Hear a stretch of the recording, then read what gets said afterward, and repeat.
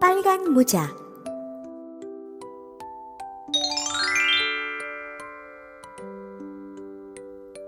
옛날 한 마을에 귀여운 여자아이가 살고 있었어요.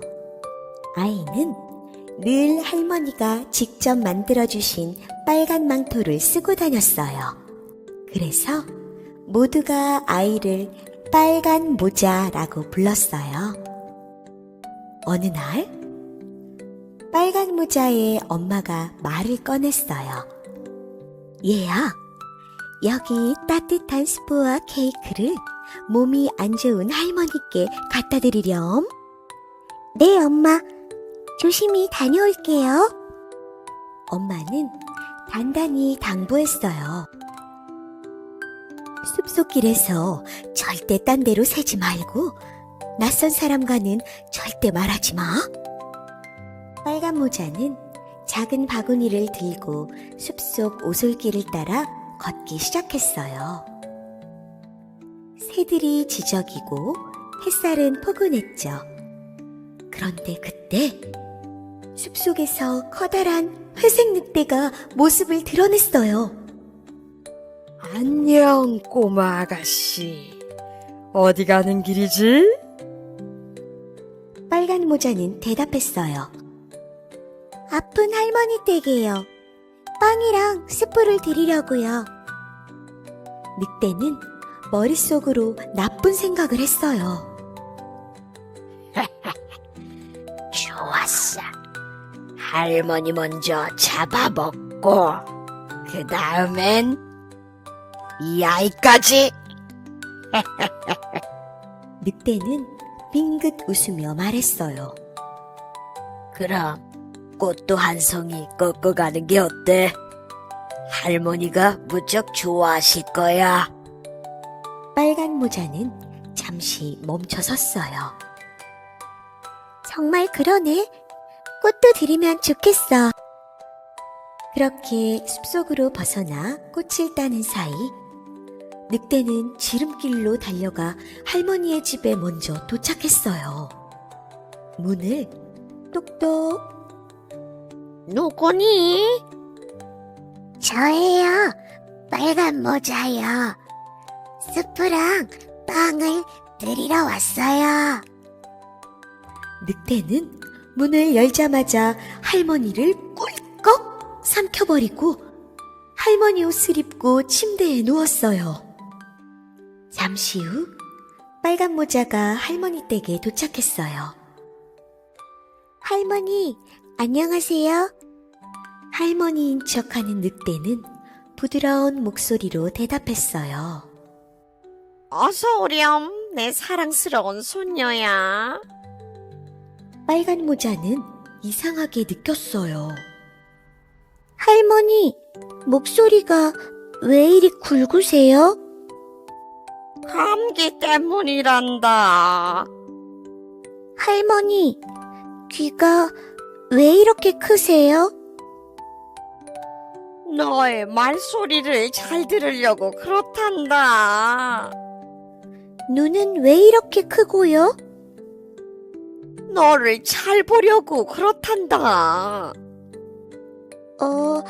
입은 왜 이렇게 커요? 그건 말이지. 너를 잡아먹기 위해서지. 늑대는 벌떡 일어나 빨간 모자를 꿀꺽 삼켜버렸어요. 그리고는 이내 단잠에 빠졌죠. 그때 숲을 지나던 사냥꾼 아저씨가 할머니 집에서 이상한 소리를 들었어요. 문을 열고 들어간 사냥꾼은 배가 볼록한 늑대를 발견했어요. 사냥꾼은 조심스럽게 늑대의 배를 갈랐어요. 그러자 거기서 할머니와 빨간 모자가 무사히 나왔어요.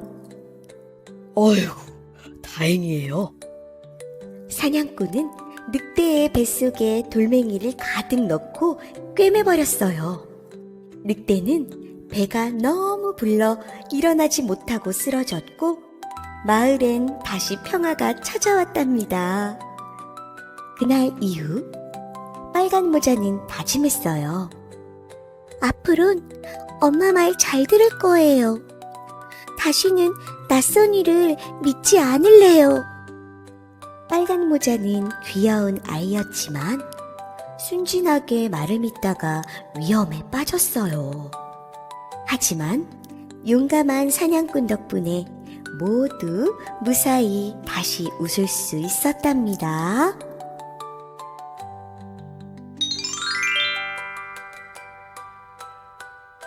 양치기 소년. 옛날 어느 마을에 한 소년이 살고 있었어요.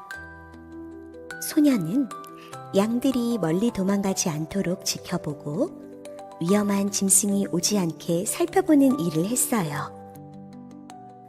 그날도 소년은 풀을 뜯는 양들을 바라보며 혼자 언덕 위에 앉아 있었어요. 하지만 매일매일 같은 자리에서 양만 보고 있자니 너무 심심했어요. 그래서 소년은 장난을 생각해냈어요. 사람들이 깜짝 놀라며 달려오는 모습을 보고 싶었던 거예요. 소년은 갑자기 큰 소리로 외쳤어요. 늑대다! 늑대가 나타났다! 놀란 마을 사람들이 삽과 막대기를 들고 언덕길을 후다닥 올라왔어요. 어떤 사람은 급히 오느라 신발이 벗겨졌고 어떤 사람은 숨을 헐떡이며 무릎을 짚고 올라왔죠. 어디야? 늑대가 어디 있니? 하지만 늑대는 어디에도 없었어요. 소년은 그걸 지켜보며 킥킥 웃으며 말했어요. 그냥 장난이었어요. 마을 사람들은 지친 얼굴로 한숨을 푹 쉬었어요. 힘들게 올라왔는데 장난이라니? 다시는 이런 장난을 치지 말거라. 하고 말하며 내려갔어요. 다음 날 소녀는 또 장난이 치고 싶어졌어요. 이번에는 더 크게 외쳤죠. 늑대다! 늑대가 진짜 나타났다! 마을 사람들은 또다시 숨을 몰아쉬며 언덕을 올라왔어요. 어떤 사람은 이마에 땀이 맺혔고 어떤 사람은 다리에 쥐가 나서 철뚝거렸어요. 하지만 이번에도 늑대는 없었어요. 아, 재밌다. 또 속으셨네요. 소녀는 웃으며 깔깔댔어요. 사람들은 화가 났지만 아무 말도 하지 않고 무거운 발걸음으로 돌아갔어요. 그리고 또 다음 날이 되었어요. 평화롭던 언덕이 갑자기 싸늘해지더니 숲속에서 눈빛이 날카로운 진짜 늑대가 나타난 거예요. 늑대는 으르렁거리며 양들을 향해 다가오고 있었어요. 놀란 소녀는 나무 위로 급히 기어 올라갔어요. 그리고 소리를 지르기 시작했어요. 늑대다! 진짜 늑대가 나타났다! 하지만 마을 사람들은 그 소리를 듣고도 아무도 도와주러 갈 생각을 하지 않았어요. 또 장난이겠지. 이젠 속지 않아. 소녀는 계속 외쳤어요. 정말이에요. 진짜 늑대가 나타났다고요. 도와주세요. 누가 좀 저 좀 도와주세요. 목이 쉬도록 외쳤지만 마을 사람 누구도 오지 않았어요. 그 사이 늑대는 양들을 하나둘씩 잡아먹기 시작했어요. 안 돼. 제발 멈춰. 소녀는 늑대를 쫓아내고 싶었지만 늑대는 너무 빠르고 무서웠어요. 늑대는 결국 양들을 모두 잡아먹고 나서야 돌아갔어요. 소녀는 무릎을 꿇고 눈물을 뚝뚝 흘렸어요. 내가 거짓말만 하지 않았더라면 양들을 모두 지킬 수 있었을 텐데. 소녀는 그동안 했던 거짓말을 깊이 후회했지만 이미 양들은 모두 사라지고 난 뒤였답니다.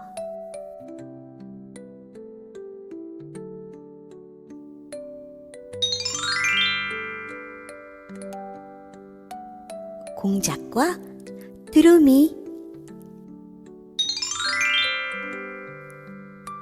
햇살이 반짝이던 어느 날, 숲속 연못가에 아름다운 공작 한 마리가 깃털을 살랑살랑 흔들며 걷고 있었어요. 공작은 자기 꼬리를 활짝 펴더니 거울처럼 맑은 물에 비춰보며 말했어요. 이 깃털 좀 봐. 푸른빛, 초록빛, 금빛까지. 정말 예술이야, 예술. 공작은 깃털을 사르르 문질러 윤을 내고는 주변에 누가 자신을 보고 있나 두리번거렸어요. 그때 하늘에서 하얀 날개를 가진 두루미가 사뿐히 내려와 연못가에 앉았어요. 공작은 두루미를 힐끔 쳐다보다가 콧방귀를 뀌듯 말했어요. 어머, 넌 누구니? 깃털에 색도 없고 그렇게 하얗기만 해서 눈에 띄지도 않겠다. 나는 지나가기만 해도 다들 감탄하는데. 두루미는 조용히 웃으며 말했어요. 너는 꼬리를 펼쳤을 때 정말 아름답더라. 하늘을 날면서 보니까 햇살 아래서 반짝이는 모습이 참 멋졌어. 하지만 나는 하늘을 날 때 내가 가장 아름답다고 느껴. 하늘을 가르며 자유롭게 날아다닐 수 있거든. 공작은 눈을 동그랗게 뜨고 말했어요. 날 수 있다고? 정말? 와, 나는 한 번도 날아본 적이 없는데. 그러자 두루미가 말했어요. 너도 한번 날아보는 게 어때? 그 멋진 날개로 하늘을 나는 기분 정말 특별할 것 같아. 공작은 머뭇거리다가 조심스럽게 날개를 퍼덕였어요. 크게 힘을 주어 벌려갔지만 푸드덕. 공작은 몇 발자국만 앞으로 뛰고는 바닥에 털썩 주저앉고 말았어요. 나는 이 멋진 깃털이 너무 무거워서 날 수가 없어. 두루미는 다가와 조용히 공작의 옆에 앉았어요. 괜찮아. 너는 땅 위에서 누구보다 눈부시고 나는 하늘에서 자유롭고 우리는 서로 다른 멋을 가지고 있는 거야. 공작은 고개를 끄덕이며 말했어요. 그래, 겉모습만 자랑했던 내가 조금 부끄러워졌어. 두루미는 미소를 지으며 넓은 날개를 활짝 펼쳤어요. 그리고 바람을 타고 하늘로 훨훨 날아올랐어요. 하늘을 가로지르는 두루미의 모습은 참으로 멋지고 자유로웠어요. 공작은 그 모습을 고개를 젖히고 한참 동안 바라보다가 자신의 화려한 꼬리를 내려다보며 작게 중얼거렸어요. 그래, 나는 하늘을 날 순 없지만 이 아름다운 깃털은 나만의 특별함이지. 우리 모두는 각자의 멋이 있는 거구나. 바람이 살짝 불어와 공작의 깃털이 살랑살랑 흔들리고 햇살에 비쳐 반짝였어요. 그날따라 그 반짝임은 자랑이 아니라 따뜻한 미소처럼 느껴졌답니다.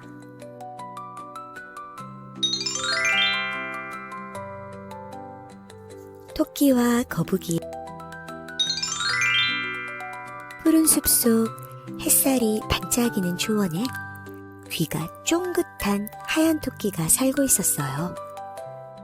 토끼는 반짝이는 붉은 눈에 솜털 같은 꼬리를 가진 아주 귀여운 친구였지만 자기가 얼마나 빠른지 늘 자랑만 하고 다니는 잘난 척 대장이었답니다.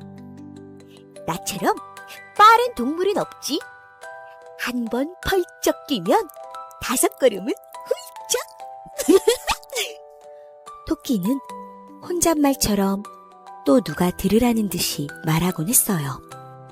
어느 날 잔디밭을 느릿느릿 기어가던 거북이가 있었어요. 거북이는 단단한 초록 등껍질에 짧은 다리로 또박또박 걷는 아주 조용한 친구였어요. 늘 천천히 움직이지만 언제나 자신만의 속도로 멈추지 않고 앞으로 나아갔죠. 토끼는 거북이를 보자마자 피식 웃으며 말했어요. 어이, 거북이! 너처럼 느린 녀석도 숲속에 살 수 있구나. 혹시 어디까지 가는데 하루 종일 걸리는 건 아니지?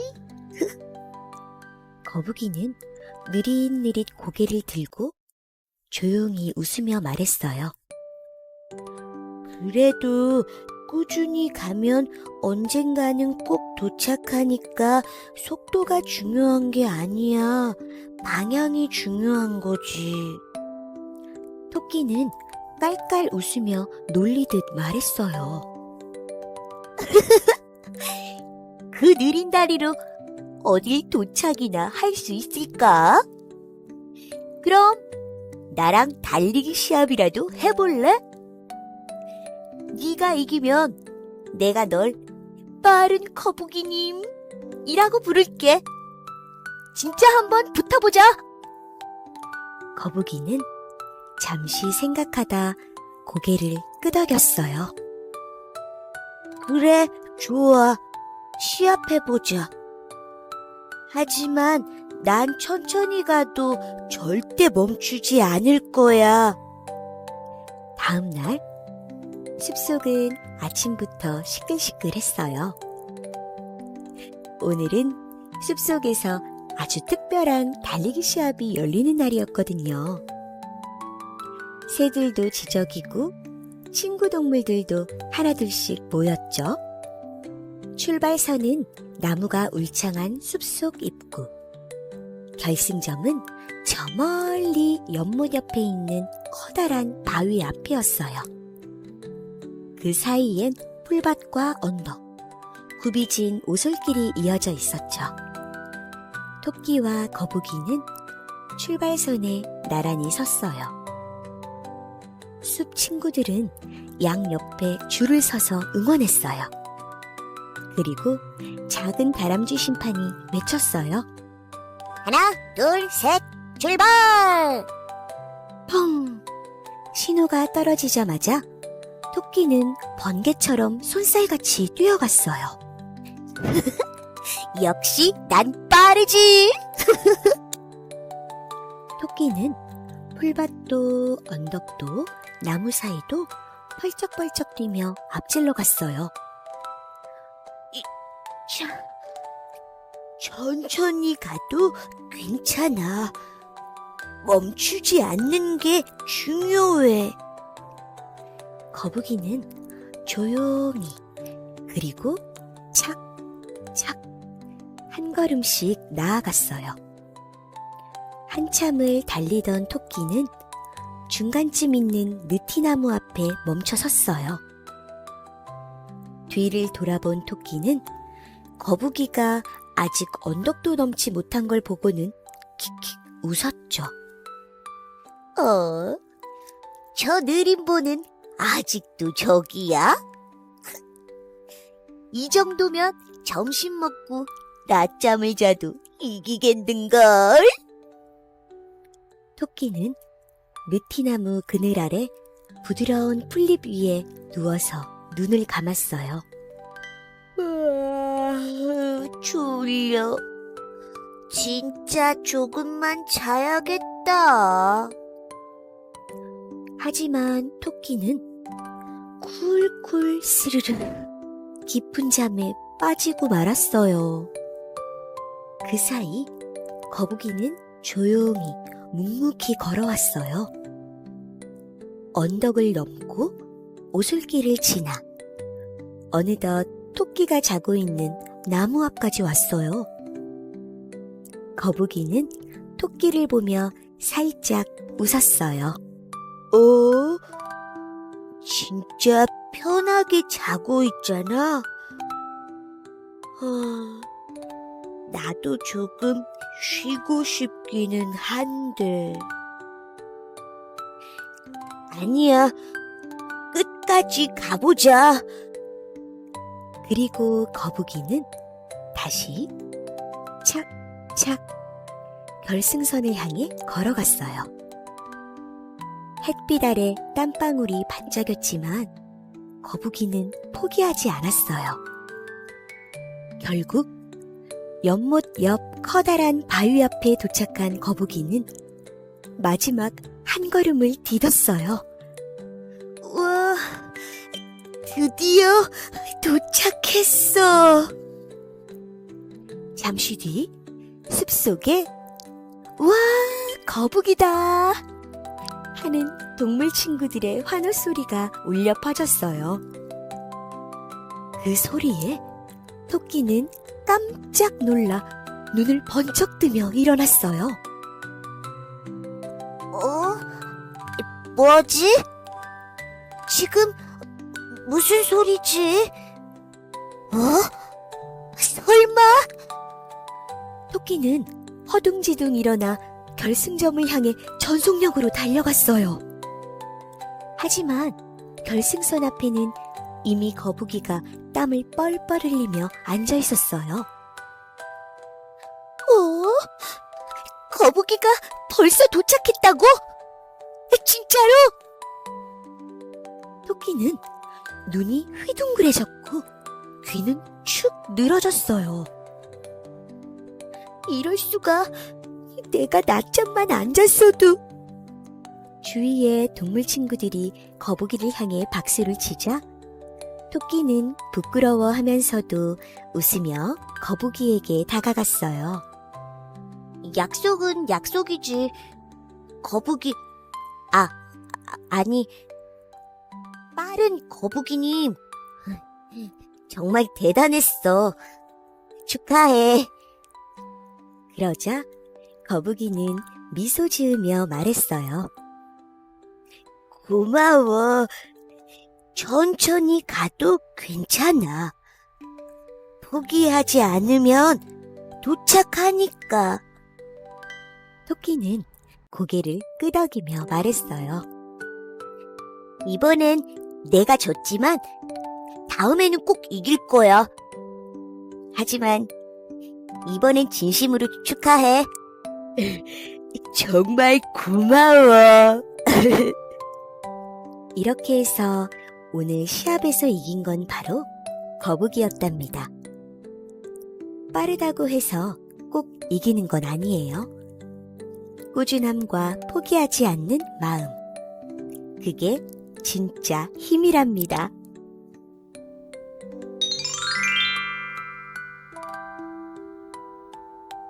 개미와 배짱이.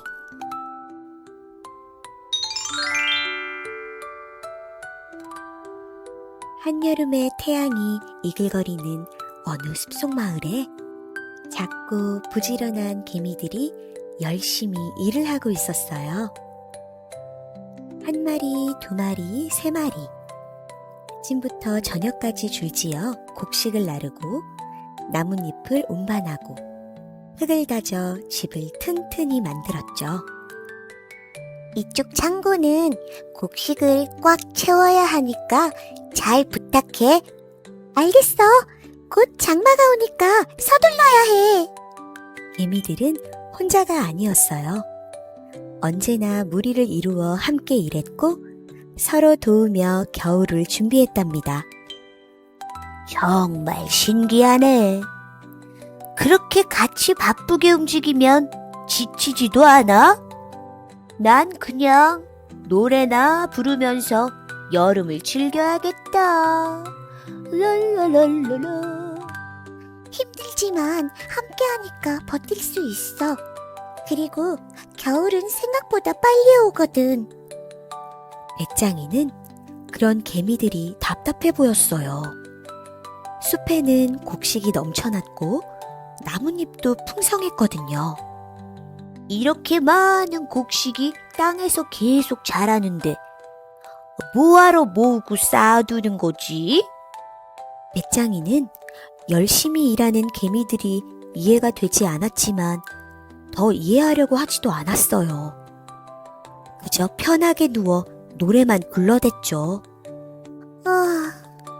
오늘만큼은 나도 나무 그늘 밑에서 쉬고 싶다. 잠깐만 누워도 될까? 아니야. 추운 겨울을 위해서 조금이라도 더 곡식을 모아야 해. 개미는 쉬고 싶은 마음을 꾹 눌러가며 열심히 일했어요.